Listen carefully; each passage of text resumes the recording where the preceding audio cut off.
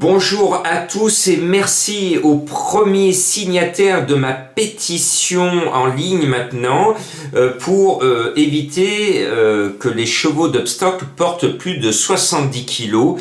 Et quand vous regardez les favoris de la presse ce lundi, tous mes confrères mettaient Bonaparte Sizing qui faisait sa rentrée et qui portait 72 kilos. Moi, courageusement, j'avais tiré la sonnette d'alarme en disant attention, premièrement, je suis pas d'accord de faire courir les chevaux à plus de 70 kilos et deuxièmement, ça va être dur et j'avais eu le courage de l'enlever de ma sélection. Comme quoi je suis un donneur d'alerte, je vous le dis quand un favori est douteux et le pauvre heureusement il n'est pas tombé mais il a super bien couru mais sur la fin sa montagne de plomb l'a écrasé et il finit loin, hein. Il n'en pouvait plus sur la fin, bah oui, il n'en pouvait plus sur la fin de porter 72 kilos, un favori à 4 contre 1, un favori à 4 contre 1. Vous ne pourrez pas dire que Jean-Marc n'avait pas prévenu. Bon, on va sur un quintet compliqué, ce mardi au galop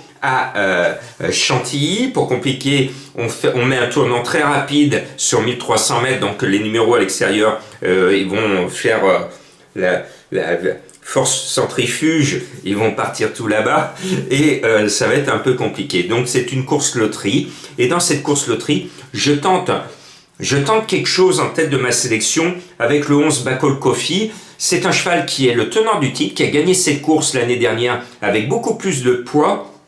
Et je pense qu'avec le talent d'Eddie Ardouin, il doit être en mesure, pourquoi pas, de garder son titre et il est annoncé à 15 contre 1.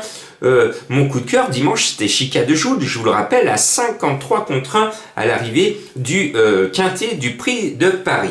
Après, on va mettre celui qui va être le grand favori, c'est Chalali le 8, qui est monté par la star Christophe Soumillon, qui porte les couleurs de l'Agacan, mais qui n'a pas couru depuis le mois de septembre. C'est une grosse rentrée. Graffard en met 2, c'est le mieux placé au poids. Bon, je pense que c'est un poulain estimé. Je pense qu'il devrait être là, mais attention, c'est quand même une énorme rentrée. Point de suspension. Le 12, Passalito, je l'aime bien.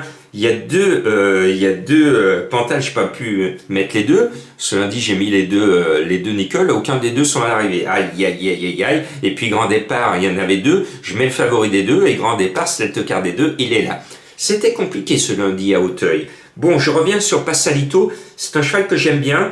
Et c'est surtout le choix de Maxime Guillon qui a conditionné sa position dans ma sélection. Moi, j'y crois. Le cheval est en forme. Il est bien placé au poids avec un excellent cavalier sur le dos, on peut le suivre. Après, je fais confiance à Madame Colombo qui nous sort le 10 Pedro the Best qui va tenter de justifier son nom. Et puis, je crois qu'il faut racheter quand même Snowball Jackson, le numéro 9. Il adore ce parcours et son entraîneuse insiste à ce niveau. Je pense que son cheval va bientôt lui donner raison. Il pourrait même gagner son quintet cette année, à mon sens. Vous le notez sur vos tablettes.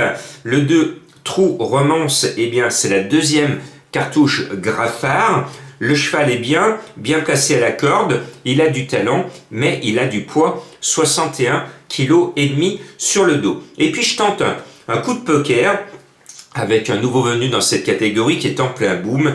C'est le 14 Spanish Honey, annoncé à 30 contre 1 par mes confrères. Premier, le cheval en ce moment galope plus vite que le handicapeur parce que malgré la première surcharge, malgré la deuxième surcharge, malgré la troisième surcharge, eh bien le cheval est toujours aussi bien, il a toujours autant envie de gagner. Eh bien attention à ce 14 qui pourrait gagner 4 fois de suite. Moi j'y crois, hein. Il est annoncé vraiment à 28 contre 1. Ça se joue à cheval, c'est-à-dire gagnant et placé. Imaginez qu'il gagne encore une fois, tellement il est bien ce petit cheval que je vois raisonnablement, même s'il est un peu mal placé à la corde avec son 14. Et je termine avec le 4 Praxeology, un drôle de nom. Il a un joli papier et puis j'aime bien Théo Bachelot. Donc attention à Praxeology. J'y suis arrivé. Voilà.